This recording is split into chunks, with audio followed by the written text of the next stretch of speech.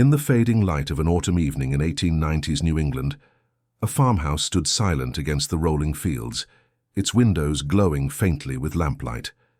Inside, a boy no older than 8 bent over scraps of paper, his small hands moving with unusual precision. He was drawing, not animals or houses as most children might, but sprawling maps filled with rivers, crossroads, and towns that seemed to breathe with uncanny life. His parents, weary farmers, laughed it off as a fanciful distraction, the innocent doodles of a restless child. But when neighbors glimpsed the sketches, their faces tightened.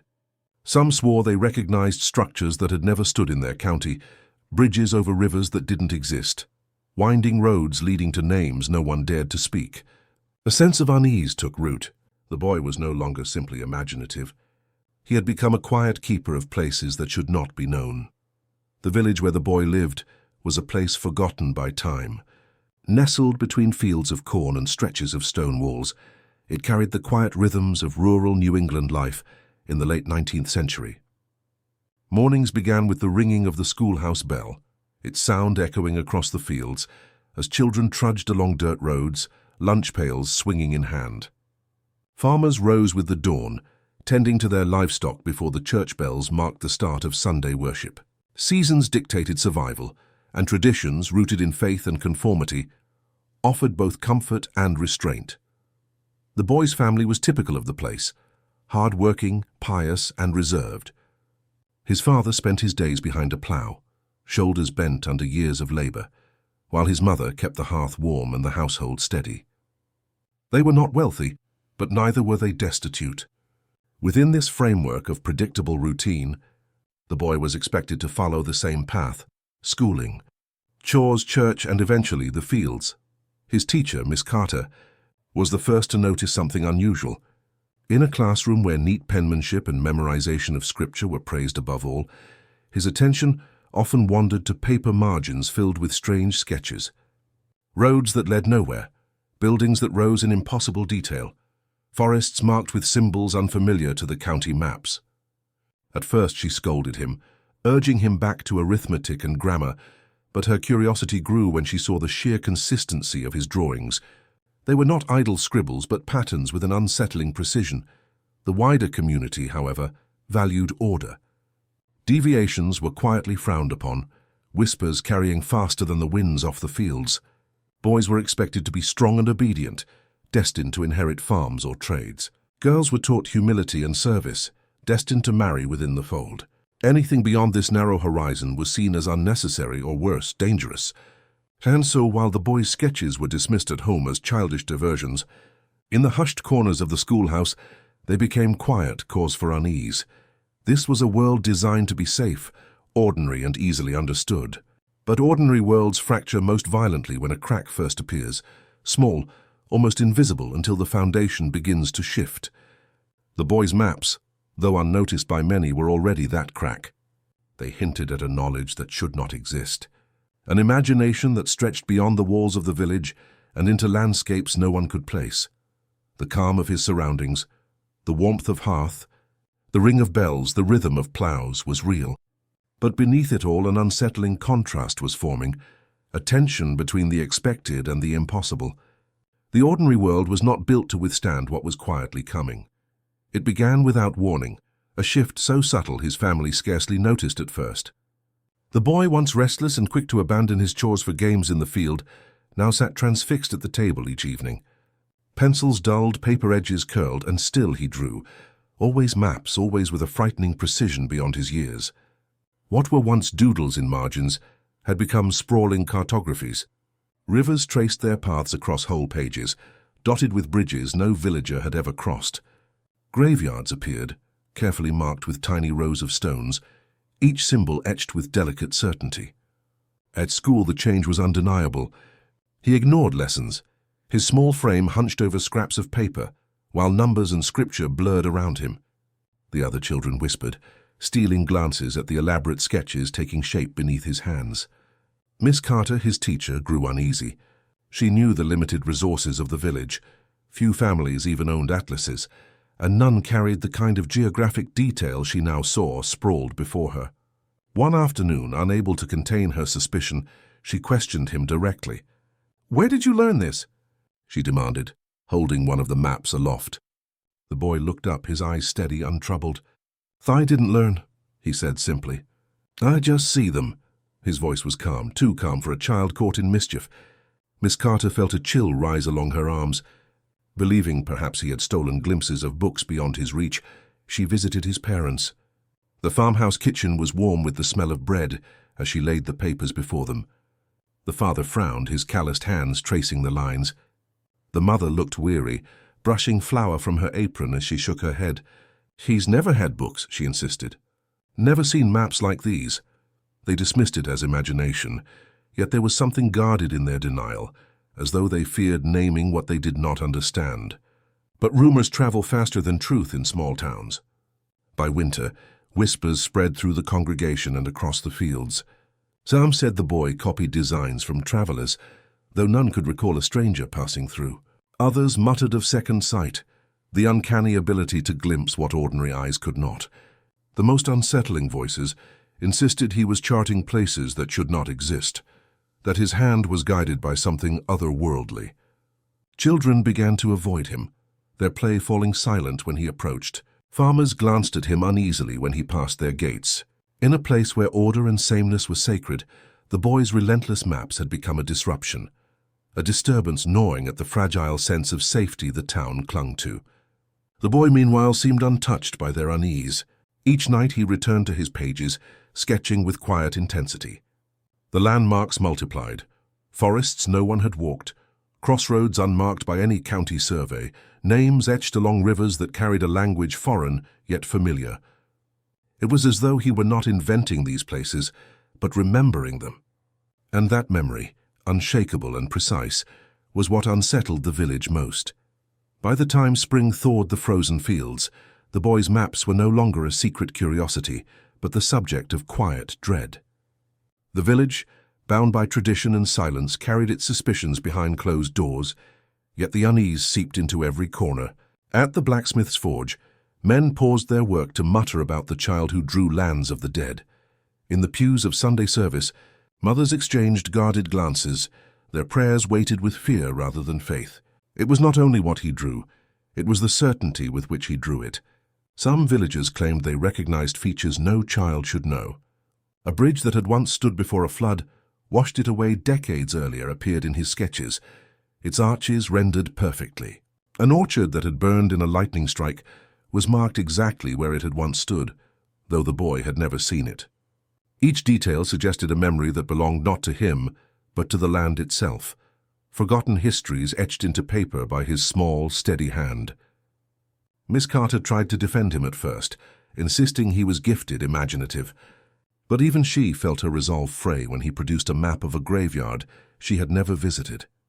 Later she discovered it was real. A small overgrown burial ground on the outskirts of a neighboring county, long neglected and absent from any school atlas. The boy had never left the village, yet he knew its rows of stones intimately enough to draw them one by one. The whispers grew sharper. Was it witchcraft? Some remnant of the old superstitions their grandparents had whispered about by firelight? Was the child cursed or worse, chosen? In hushed tones, neighbors recalled tales of children touched by forces beyond comprehension, whose gifts brought ruin rather than wonder. The boy's family bore the weight of these suspicions quietly. His father worked harder in the fields, head lowered against the stairs. His mother avoided the market, sending her eldest daughter in her place. They insisted their son was merely different, yet their own silence betrayed their unease. At night, when the fields darkened and the only sound was the wind rattling the shutters, some swore they saw light flickering from the boy's window long after the household should have slept. The glow stretched across the fields, as though the child's maps themselves radiated with a life of their own. The ordinary harmony of the village had begun to unravel. Where once there was routine, school, church, farming, there was now suspicion, unease, and the creeping sense that something unseen was stirring. Whispers hardened into warnings and warnings into fear. And as the boy continued to draw with unwavering devotion, the villagers realized something chilling. He was not slowing, not faltering. His maps were multiplying, as if he were racing against a clock only he could hear. Miss Carter had always prided herself on her composure. She was a woman of reason, a teacher who trusted scripture and discipline to guide the minds of her pupils. But the boys' maps tested that resolve in ways she could scarcely admit, even to herself. Each morning, as the children recited verses or copied lines of arithmetic, her eyes drifted toward him, small, pale, and impossibly steady, as though he carried within him some secret the world had no right to know. She began collecting scraps of his drawings, quietly slipping them into her satchel after lessons. At night, under the dim flame of a lamp, she compared them to the county records kept at the schoolhouse. The results chilled her. The boy's maps contained accuracy, far beyond anything he should have known. Streams that curved precisely where they did on official surveys, boundary markers long since overgrown, even the faint tracing of an abandoned mill road erased from memory, but not from the land. Each discovery eroded her certainty, leaving her to wrestle with a question that haunted her prayers. Was he gifted, or was something working through him? Her doubts soon bled into dreams. She woke in the small hours, heart racing, convinced she had heard the scratching of pencil on paper outside her door. On one occasion, she swore she saw a sheet tacked to the window of her modest home, its surface covered in the same strange landmarks, though by morning nothing remained but condensation streaks on the glass. Exhaustion hollowed her, yet she pressed on, unable to quell her compulsion to uncover the truth. Finally, she confronted the boy once more, this time with sharper intent. Kneeling beside his desk, she whispered, "Tell me honestly, who shows you these places?" He paused, pencil hovering, then gave a reply that sank like stone into her chest. "No one shows me," he said. "They're already there. I just remember them." The calmness of his voice unsettled her more than any frantic denial could have. It was not boasting, not imagination. It was statement spoken with the certainty of fact. By now, even the minister had taken note of her concern. After service one Sunday, she sought his counsel, placing the maps before him.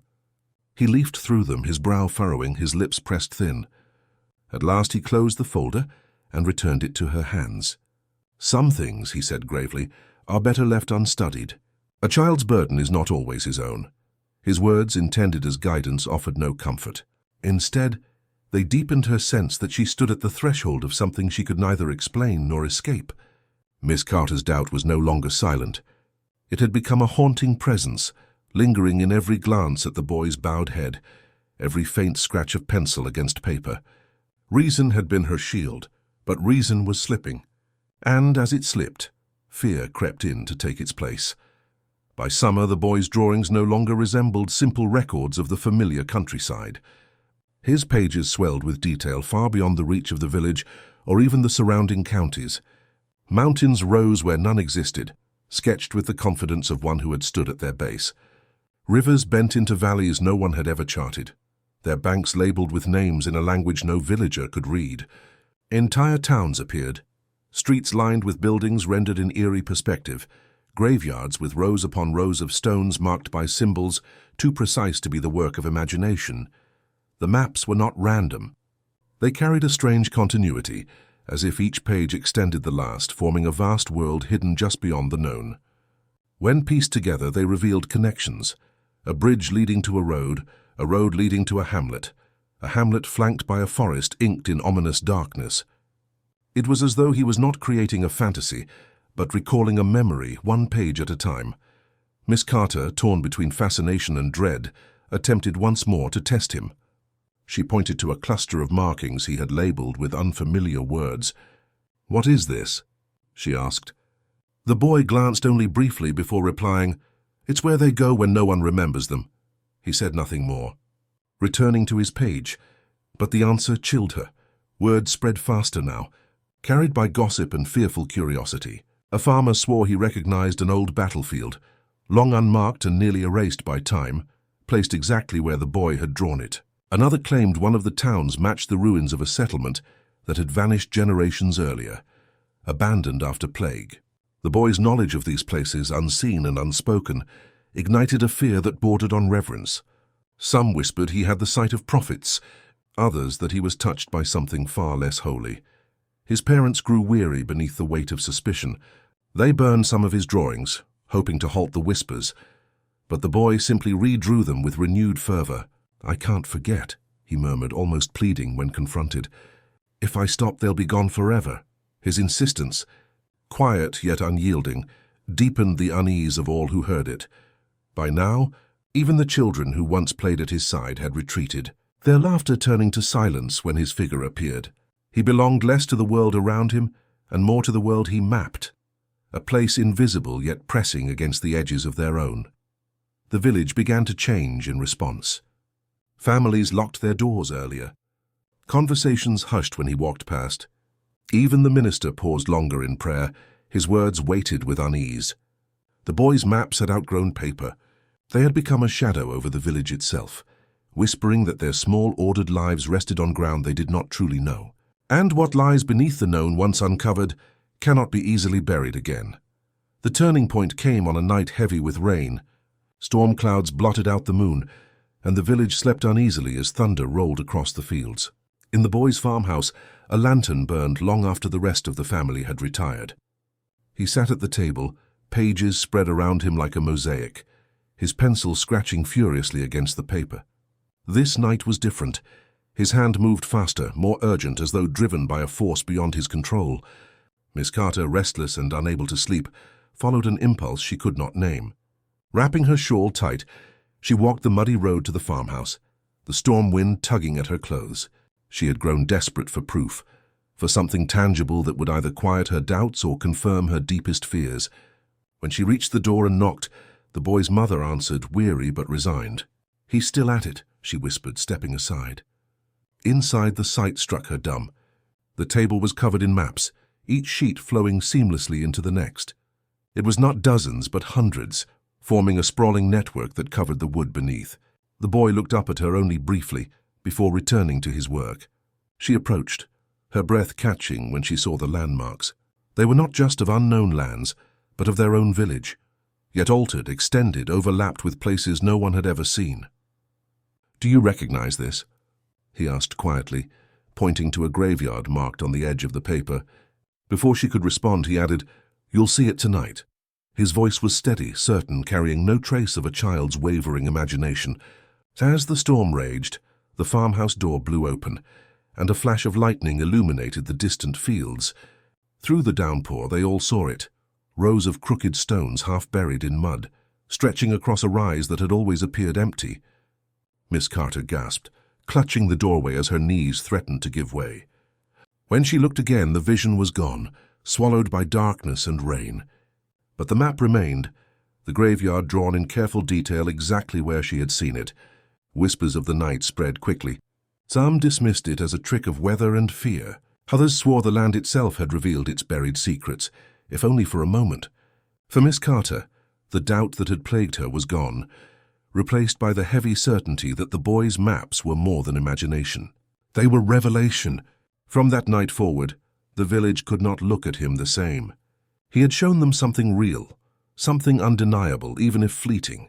The ordinary veil of their world had lifted, and beneath it lay a geography they were never meant to see. The storm had passed, but the unease it left behind clung to every soul like damp air in the walls of their homes. The boy had given them proof, and proof was far more terrifying than rumor. The maps were no longer drawings to be dismissed as childish scribbles. They had become guides, strange cryptic invitations into forgotten places. When a group of men, half skeptics and half believers, agreed to follow the boy's hand-drawn paths, they did so with the uneasy feeling that they were trespassing into something not meant to be disturbed. The woods swallowed them whole, as if each step deeper erased the familiar world behind them. And then, almost too suddenly, the shapes from the boy's sketches emerged. Crumbling stone foundations, overrun with moss and silence, sat exactly where his charcoal lines had marked them. Skeptics muttered about coincidence, but when the group pressed further, their doubts began to thin. A small clearing revealed the remnants of gravestones, their inscriptions faded by centuries of neglect. Yet the names, though weathered, could still be read, and to the horror of those present they matched the boy's drawings with uncanny precision. Families long erased from memory, their identities mapped by a child who could not read nor write, let alone know the dead. The men fell silent, and some claimed the air turned colder, as if the land itself resented being uncovered. Word of the discovery spread quickly, carried not just by whispers, but by ink and print. Local newspapers seized the story, feeding it to eager readers who hungered for both marvel and dread. Headlines spoke of the boy cartographer of the dead and speculated whether some ancient spirit guided his hand. Others mocked the reports as rural hysteria, yet the photographs, grainy images of collapsed ruins and crooked headstones, were difficult to laugh away. For the boy, the attention was a curse. Strangers arrived at his home, demanding explanations he could not give. Ministers warned that the devil might be working through him.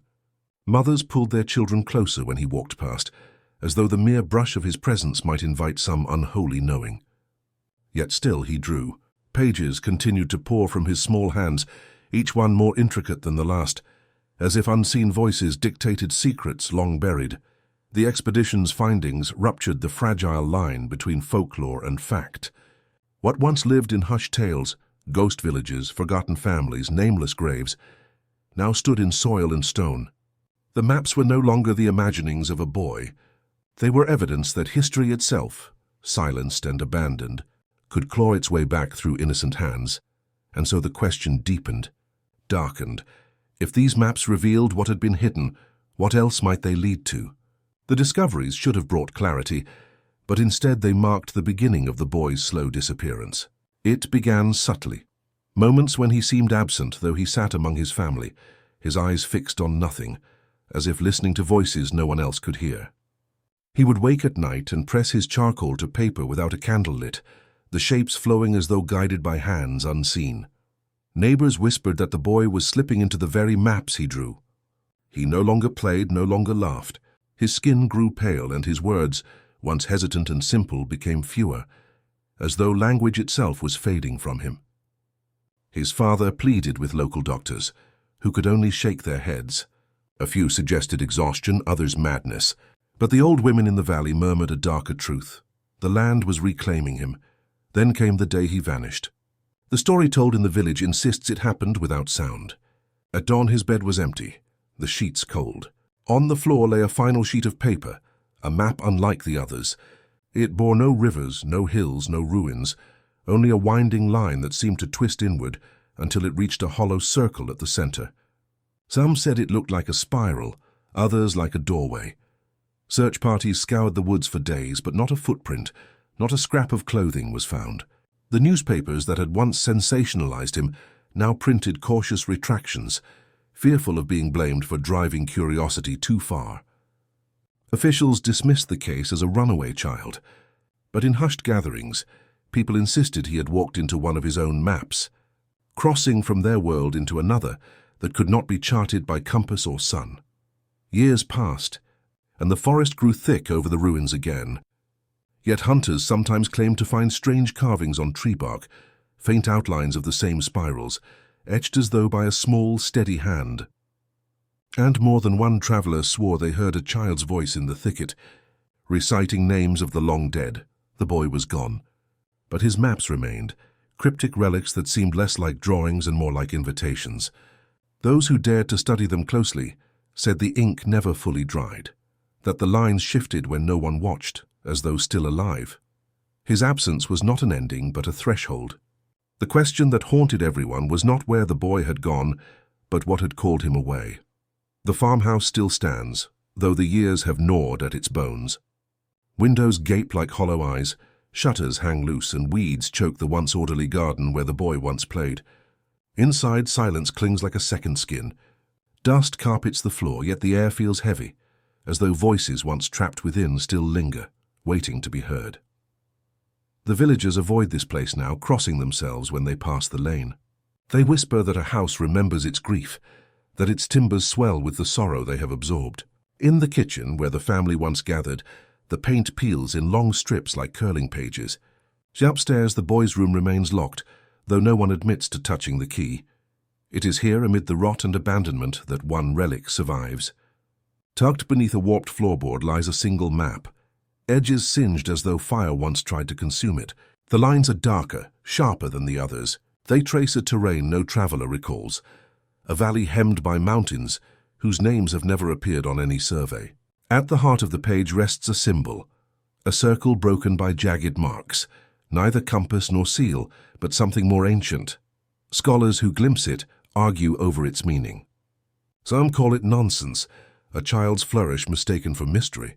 Others claim it is a memory pressed onto paper, not born from imagination, but drawn from somewhere that resists forgetting. None agree, yet all confess unease. The map seems to gaze back, as though the land itself waits for recognition. And so the farmhouse decays, while the map endures, a fragment of a story unfinished. Perhaps history buried more than it cared to remember. Perhaps the boy's hand was only a vessel, carrying forgotten places into the present before he crossed into them himself. The question lingers, cold and unanswerable. How many landscapes sleep beneath our feet, waiting for another innocent hand to wake them? Somewhere another child may already be sketching, their crayons tracing lines that echo graves, ruins, or valleys erased from memory. The farmhouse offers no answers. Only the silence remains, thick, unbroken, and watching.